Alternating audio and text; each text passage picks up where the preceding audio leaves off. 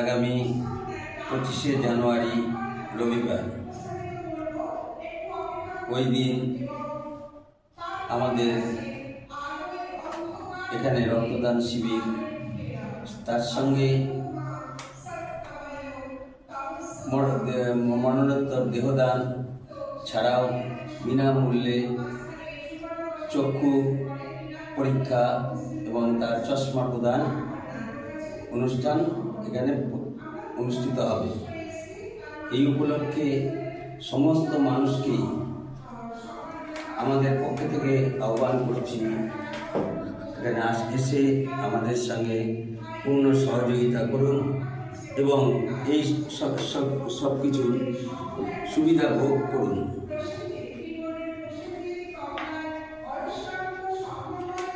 নমস্কার, স্বপ্ন চ্যারিটেবল ট্রাস্টের পক্ষ থেকে আজকে আমরা স্যারের বাড়িতে একটা মিটিং করলাম।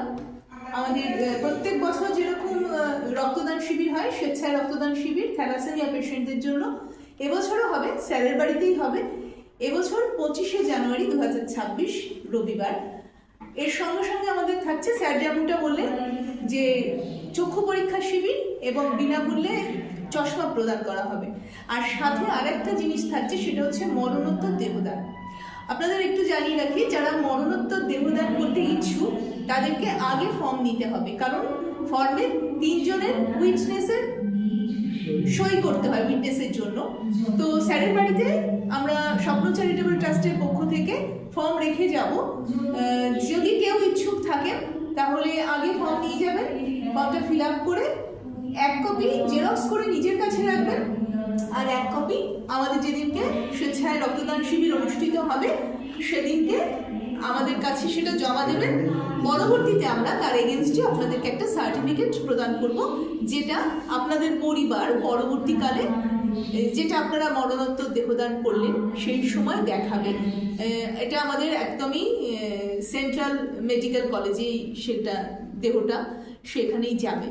তো এই হচ্ছে আমাদের কর্মসূচি। আজকে আমাদের যারা মেম্বার রয়েছে তারা অনেকেই আসতে পারেনি, কিছুজন এসেছে, কারণ এখন বিয়ের সিজন চলছে, তো অনেকেই আসতে পারেনি। কয়েকজন এসেছে, একটু নামগুলো বলো।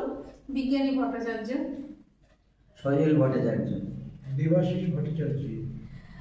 ওদিকে রয়েছে আমাদের ক্যামেরা পার্সন মলয় ঠাকুর, তাকে দেখানো গেল না যেহেতু সে ক্যামেরাটা করছে।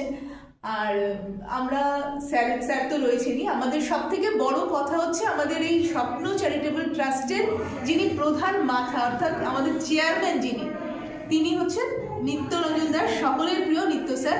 ওনার বাড়িতেই আমরা প্রত্যেক বছর ক্যাম্পটা করি, এবছরও করব। আপনাদের কাছে সকলের কাছে হাত জোর করে নিবেদন যে আপনারা আসুন, এই স্বেচ্ছায় রক্তদান শিবিরে এসে রক্তদান করুন, কারণ রক্তদান মহান দান, আপনারা সকলেই জানেন। তাই আর একবার স্যারকে বলবো বলে দিতে সকলকে আসার জন্য।